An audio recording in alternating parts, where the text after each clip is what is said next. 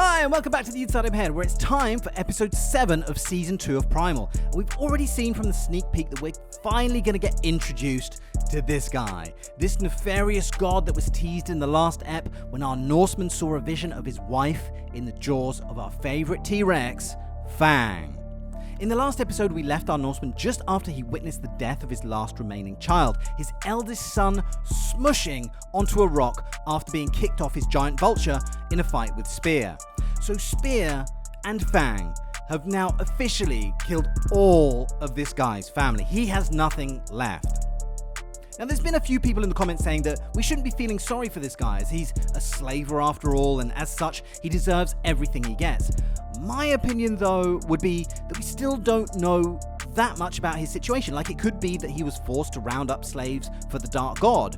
And if that's true, he's pretty much a slave himself, forced to brutalize others. So, I'm just saying, we don't know where he's at. Another element that's been introduced in this ep are these guys. And yes, we are looking at Egyptians. And again, I love the pulp nature of Primal that fits together all these different elements of history, even if they were thousands of years apart in the real world. But anyway, the ep starts off with the Norseman regaining consciousness before being dragged to hell. Well, I mean, it might not be Christian hell that we all know, but it's definitely something like a kind of an underworld anyway. The demon shows him a vision of his dead son before engulfing him in some kind of transformative flame, turning him into this. Now, I guess, nothing is said, but I guess there's some kind of contract exchanged here, like you take my soul in exchange for all these kind of superpowers that'll help me get revenge on Spear and Fang. Anyway, after that, Fang still won't let anyone near her eggs, which is making progressing their journey difficult. But it's at this stage that you start to wonder, where is it that Mira actually wants to get to at this stage? Like, she seems to be in a hurry to get somewhere, and she seems frustrated that Fang won't let them leave, but where is it she's trying to get to? Anyway, they manage to persuade Fang to get in the boat, and they resume their journey when they're attacked by these Egyptians that we saw in the sneak peek clip. So, okay, we're introducing another element into the glorious pulp tapestry that is Primal. And I can't keep saying it, but I really do love how this show pastiches everything together into a blender and still gives us something streamlined and coherent when it could, easily be a complete mess.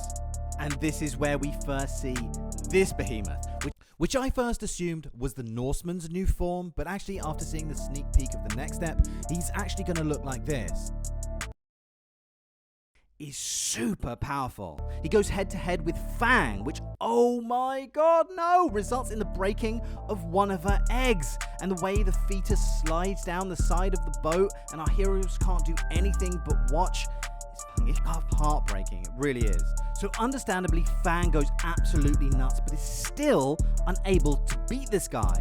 Mira jumps in, she does her thing with her arrows, Spear goes ballistic on him, but they really still can't put a dent in the guy. But the whole thing is stopped when Cleopatra over here shows up and manages to get hold of the 2 remaining eggs.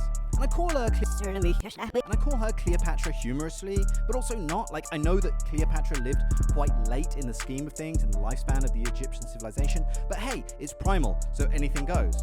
So they all get slapped in irons and shipped off to God knows where.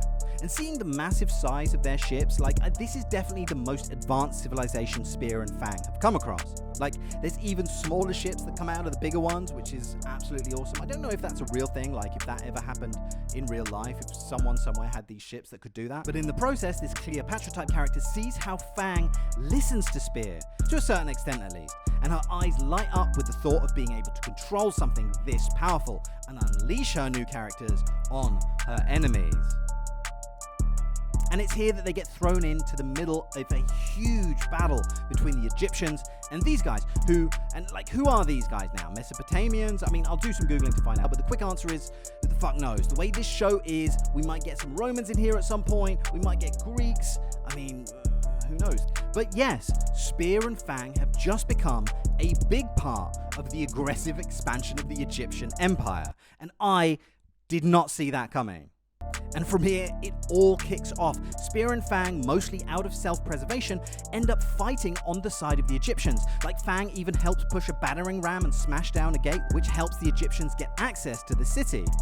Spear takes out a couple of these incredible looking war elephants with red eyes. Oh my god, they look awesome. As does the Norseman, displaying his incredible strength. And basically it seems like he could lift one of these things. Oh, and if you want a fun fact, Alexander the Great used to get his elephants really shit-faced before battle. It's true, apparently elephants are one of the animal species that really like alcohol, and then you throw them in a battle and they get super, super aggressive. So I guess that explains the red eyes. And yeah, in short, this might have been one of my favorite episodes so far, in that I just didn't see this coming. I gotta take back what I was saying in my last episode about Mira as well. Like, I was sort of questioning what she's actually bringing to this. But here, she really kicks some ass. And to be honest, comes across pretty cool. Especially when she brings out like the 2 arrows and she jams it into the guy's shoulders. That was pretty awesome. So my first thought after seeing this episode was, is Primal going the way of like Forrest Gump, for example? So as you know, if you've seen Forrest Gump, basically he's a character who's put in the middle of all these different historical events and he kind of threads them together. It's like one man's life that threads together all of these really important historical events, and it feels kind of like Primal is going this way as well. I do wonder if anyone out there finds it a little bit jarring that suddenly we're dealing with the Egyptians now out of nowhere. Personally, I really like this. I can roll with this no end, but some people might find it like kind of breaking the formula a little bit too much and might find it a little bit jarring. Let me know what you think. Let's talk about the Egyptian for a second. Like I said, at first I thought this was the Norseman's new form, just on account of his build, like how strong he is, but he isn't. So it begs the question of, how did he grow this big? Like, look at the size of his hands. Do the Egyptians have access to the black goo that we saw in season 1? And what's the Egyptian's role in this from here? Like, it feels like he's going to be important going forward somehow. And I wonder if he and Spear might team up at some stage. I personally have a theory that this dark god might have his veins in everything that happens in the Primal universe and is actually kind of steering the boat here. But I'm going to talk about that more when I come to do my theory video, whenever it is that I get round to that. And I guess we have to talk more about Fang losing another one of her babies. I mean, how heartbreaking was it? Not just the act itself of her losing the baby, but also the aftermath where she has to sit in this boat and she's just kind of lying there depressed, and Spear is sitting beside her, kind of just lying on the ground. He puts his head down on the floor, like, oh my god, it's just depression. To have to go through this again after everything she went through in episode 1, wow, Gendy, that's harsh.